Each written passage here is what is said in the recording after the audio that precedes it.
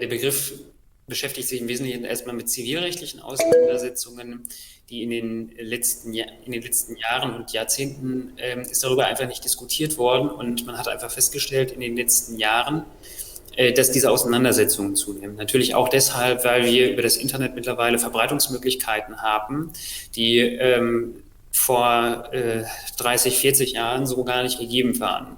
Und mit der zunehmenden Verbreitungsmöglichkeit, auch über soziale Medien und wächst natürlich auch das Bedürfnis, diese Auseinandersetzungen irgendwie wächst zumindest das Bedürfnis bei den Betroffenen von solcher Kritik, das Ganze auf so eine juristische Ebene zu heben.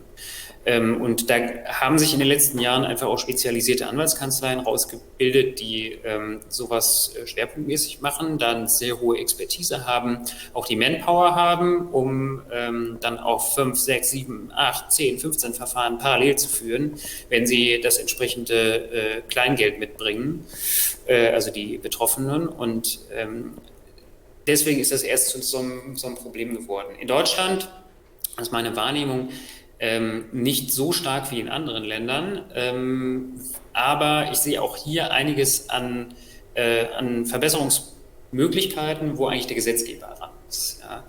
Es gibt jetzt so eine Richtlinie der Europäischen Union, die sich mit dem Thema SLAPS befasst, und diese Richtlinie sieht vor, dass bei grenzüberschreitenden Verfahren es bestimmte Mechanismen geben muss, um SLAPS einzudämmen. Da muss ich sagen, wahrscheinlich ist das eine Richtlinie, die wenig praktische Wirksamkeit haben wird. Das liegt schlicht und einfach daran, dass solche grenzüberschreitenden Verfahren doch nicht so häufig sind, glaube ich. Meistens spielt es sich doch innerhalb eines Mitgliedstaats an. Der Hintergrund, warum die EU sich um solche grenzüberschreitenden Verfahren kümmert, liegt aber schlicht und einfach daran, dass sie dafür die Kompetenz hat. Ja, für innerstaatliches Zivilrecht hat sie keine Gesetzgebungskompetenz, kann dementsprechend auch nicht sagen, in den Mitgliedstaaten ist vorzusehen, das und das, um SLAPS zu verhindern und die freie Meinungsäußerung zu schützen. Das ist immer noch Sache der Mitgliedstaaten selber. Und trotzdem glaube ich, dass diese Richtlinie, die jetzt geplant ist, und ich sage gerne auch gleich ein bisschen was dazu, was da drin steht, es kann ein guter Auftakt sein, mal darüber zu sprechen, ob wir nicht auch in Deutschland bestimmte Defizite haben, mit denen wir uns auseinandersetzen müssen, bevor es soweit kommt, dass öffentliche Beteiligung real auch gefährdet ist. Derzeit sehe ich das noch nicht so stark, aber es gibt schon bestimmte, so einige Tendenzen und Auswüchse, wo ich mir schon wünschen würde, dass es da einen vergrößerten Schutz gibt. Ich mache mal ein Beispiel. Ich bin eine kleine Mieterinitiative, und als kleine Mieterinitiative habe ich einen Blog, und da veröffentliche ich immer mal wieder so Hintergrundrecherchen über einzelne Bauunternehmer hier in der Region, vielleicht in meiner Stadt, die Häuser kaufen, Luxus sanieren und dann wieder verkaufen. So, relativ einfache Sachverhalt.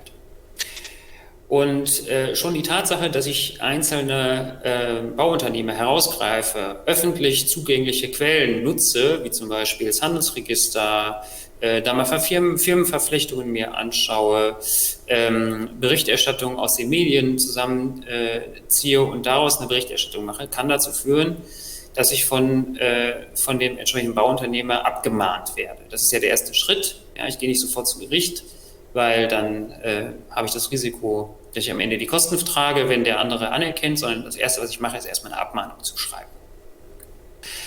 Dafür beauftrage ich ich bin Bauunternehmer B, ich beauftrage meinen Anwalt A schreibt die Abmahnung, schickt die raus, und weil das ja eine Rechtsverletzung ist, die der andere begangen haben soll, hängt ja eine Kostenrechnung dran. Die Kostenrechnung liegt meistens so bei 1.000 Euro ungefähr. Manchmal ein bisschen mehr, manchmal ein bisschen weniger. Und wenn ich Recht habe als Bauunternehmer und mein Recht wurde verletzt, ist diese kleine Mieterinitiative auch dazu verpflichtet, diese 1.000 Euro zu erstatten. Wenn ich aber nicht Recht habe, passiert was? Dann ist die zwar nicht verpflichtet, das zu erstatten, die hatte aber trotzdem den Aufwand, musste sich vom Anwalt beraten lassen, hat da schon mal 1.000 Euro gelatzt, ja, weil der kann das ja auch nicht umsonst machen. Und hat aber gegen mich als Bauunternehmer obwohl ich der finanziell kräftigere, potentere bin, keinen Anspruch darauf, dass ich die Kosten, die der Gegenseite entstanden sind, erstatte. Das ist schon ein reales Problem, was wir haben und was immer wieder vorkommt. Da müssen wir nicht über SLAPs im großen Maßstab reden, sozusagen 20, 30, 40, 50 Verfahren, aber wir haben da sicherlich ein Problem. Und wenn wir uns das weiter vorstellen, dann kommt es zu weiteren Schwierigkeiten. Wenn wir uns vorstellen, ich habe nicht nur die Mieterinitiative abgemahnt, sondern was die Mieterinitiative zitiert hat, das stammt aus einer Tageszeitung. Die hatte das vorher auch schon veröffentlicht. Ich habe vorher die Tageszeitung abgemahnt und dann auch noch die Mieterinitiative. Ich habe aber nicht offengelegt, dass ich die Tageszeitung abgemahnt habe. Das heißt, die Betroffenen wissen teilweise gar nicht voneinander. Ja? Mache aber trotzdem gegenüber beiden Abmahnkosten geltend. Ja? Das heißt, da habe ich schon auch Möglichkeiten, sozusagen den Druck erheblich zu erhöhen, obwohl die Rechtsprechung sagt, ich darf das gar nicht. Ich darf gar nicht einzelne Kostenrechnungen an die beiden schicken, sondern ich muss das eigentlich zusammenfassen und sagen, okay, das ist eigentlich eine Angelegenheit, um die es geht. Aber ich bin nicht verpflichtet, das offen zu legen. Und insofern meine ich, dass es da einige Punkte gibt, worüber wir reden müssen, worüber es eine Diskussion braucht und wo es auch einen Schutz von Abgemahnten geben muss vor so leichtfertigen Abmahnungen, die ausgesprochen werden. Ja? Weil das ist das, was im Persönlichkeitsrecht, sehe ich das ganz oft, da werden so Abmahnungen zack, zack, zack, zack, zack, zack, zack rausgeschickt. Egal, ob die Hand haben oder Fuß oder gar nichts von beiden. Ja?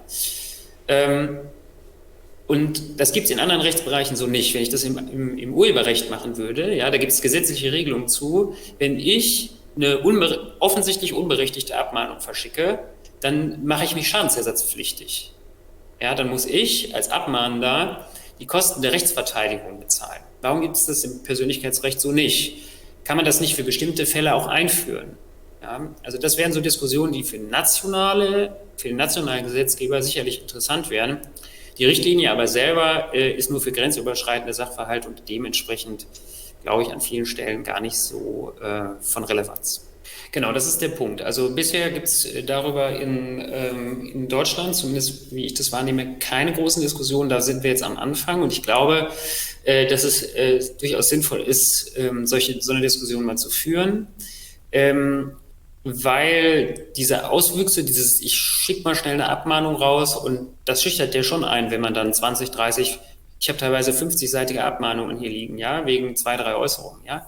Wenn das von einer großen an Einzelpersonen, ja, genau. Die vorher nie was damit zu tun hatten. Ich hatte hier mal so Mieter, die hatten sich dagegen gewehrt, dass sie aus ihrer Wohnung gedrängt werden sollten durch fingierte Eigenbedarfskündigung. Da hatte der Vermieter gesagt, ich habe Eigenbedarf, ich will hier einziehen.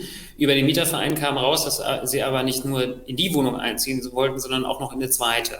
Das kann natürlich nicht sein. Ich kann natürlich nicht in 2 Wohnungen gleichzeitig wohnen. Ja, in der Regel wohne ich in einer Wohnung, vor allem wenn die in derselben Stadt liegen. Dagegen haben die Mieter sich gewehrt und haben es auch öffentlich gemacht, ja, und haben dann diese Abmahnung bekommen. 50-seitig, zack, so richtig mit Druck und Zwang und gesagt, es wird alles noch viel teurer und so weiter und so fort. Unterschreibt eine Unterlassungserklärung, ihr dürft hier nichts mehr veröffentlichen und so weiter. Und auf der lokalen Ebene hat das dazu geführt, dass, also die Mieter haben das nicht gemacht, also ich hab die damals vertreten, die haben das nicht gemacht. Die sind nicht gerichtlich in Anspruch genommen worden. Es wurden aber zeitgleich die Lokalmedien auch in Anspruch genommen, die über diesen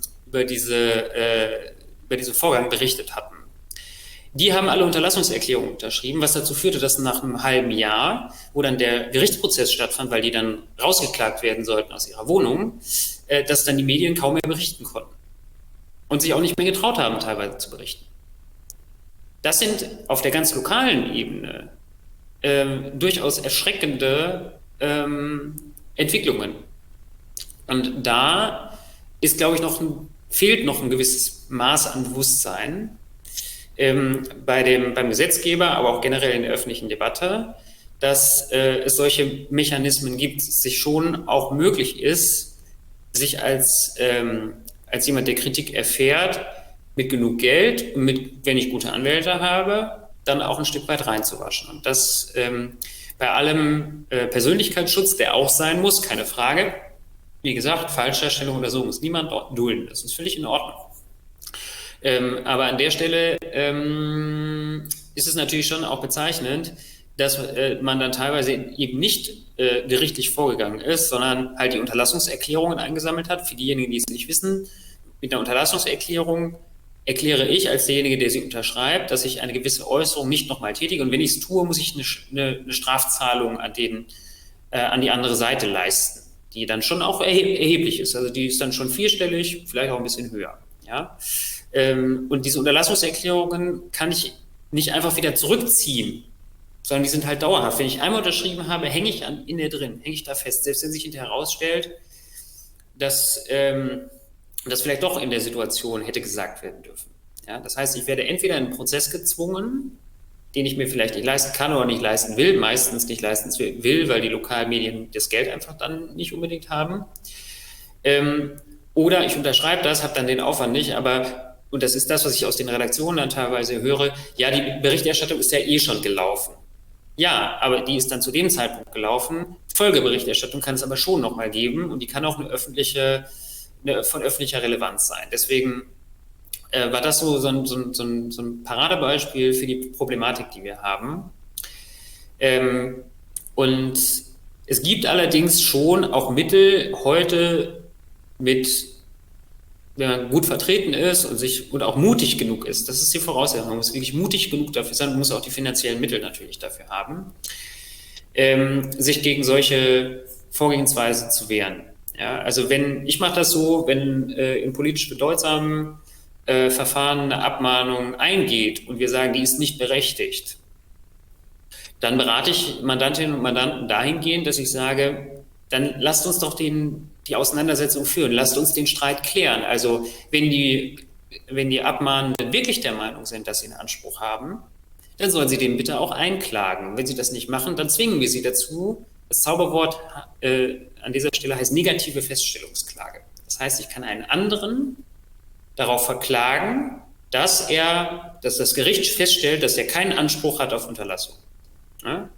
Das haben wir in bestimmten Fällen schon gemacht und das würde ich auch zunehmend machen, weil das einen Effekt hat, wenn ich negative Feststellungsklagen erhebe und das vielleicht auch etwas häufiger mache, ist der andere in der Situation, er muss immer damit rechnen, wenn er die Abmahnung verschickt, dass er dann auch Farbe bekennen muss und dann auch daran festgehalten wird, was er behauptet an Ansprüchen zu haben. Klar kann man so eine negative Feststellungsklage auch verlieren, das ist völlig klar. Aber sozusagen von der politischen Herangehensweise glaube ich, dass das ein Mittel ist, mit dem man ganz effektiv auch vorgehen kann. Frage ist immer, wie finanziert man das? Da muss man Crowdfunding-Möglichkeiten entwickeln oder. Aber das ist so eine Möglichkeit. Genau, also das ist so eine Möglichkeit. Es gibt noch andere Möglichkeiten, beispielsweise, dass das Gericht von sich aus ja schon bei Rechtsmissbrauch sagen kann, dass es rechtsmissbräuchlich, nur diesen Rechtsmissbrauch nachzuweisen. Das ist so gut wie nicht möglich, ist schon echt schwer. Und da meine ich, dass auch da die Diskussion sein müsste nicht der Gesetzgeber mal drüber nachdenken, welche Aspekte eigentlich für den Rechtsmissbrauch sprechen und die auch irgendwie gesetzlich regeln. Im Wettbewerbsrecht haben wir das. Also es gab mal einige Verfahren von so Abmahnverbänden gegenüber so kleinen Händlerinnen und Händlern, so Online-Shops oder so. Und da hat der Gesetzgeber irgendwann reagiert und gesagt, das wollen wir nicht mehr haben. Da sind irgendwie wirklich Kleinigkeiten abgemahnt worden. Mittlerweile ist das so, wenn überhöhte Streitwerte geltend gemacht werden, ja, oder wenn andere Indizien vorliegen dafür, dass das Ganze rechtsmissbräuchlich ist und also eher davon getragen ist, dass der Anspruchsteller da Geld mitmachen will, ja, dann ist das Ganze rechtsmissbräuchlich. Und solche Kriterien könnte ich mir auch vorstellen für solche SLAPP-Verfahren, also die so in die Richtung gehen.